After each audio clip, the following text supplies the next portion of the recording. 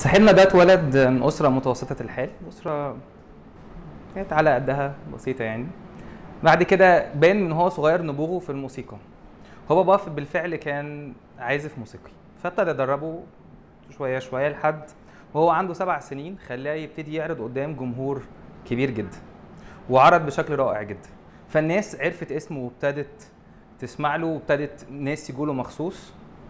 ابتدى ينبغ في الموسيقى وابتدى شهرته تكتر لحد وهو عنده 26 سنة. ابتدى يجيله مرض في ودنه. المرض ده كان بيخليه يسمع زن، لما بيجي يسمع موسيقى بيسمع زن معاها. ابتدى المرض ده يزيد ويزيد لحد ما في سن معين فقد السمع خالص.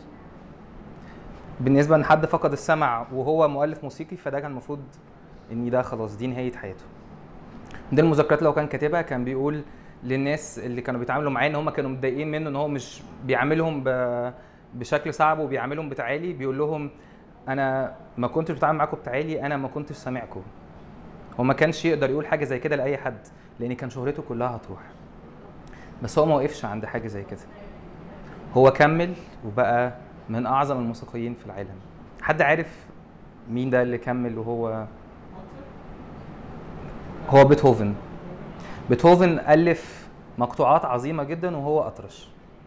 كان بيألفها ازاي؟ كان بيجيب قلم رصاص أو أي قلم يحطه على البيانو ويبتدي يعزف، فكانت التردد أو الذبذبة بتاعة النغمة دي كانت بتيجي على الفك بتاعه، فكان بيحس النغمة من التردد بتاعها. هو ما كانش سامعها، هو كان بيألف كل ده وهو ما كانش سامعه. أيا كان الحاجة اللي احنا خسرناها في حياتنا، حد موسيقي وفقد ودانه فالمفروض حياته تروح. مفيش حاجه اسمها المفروض، حياتنا ما فيهاش حاجه اسمها المفروض، ولا حاجه اسمها ان انت تقف عند حاجه معينه. ايا كان اللي انت فقدته وايا كان اللي حصل لك في حياتك كمل، لان انت اكيد هتوصل.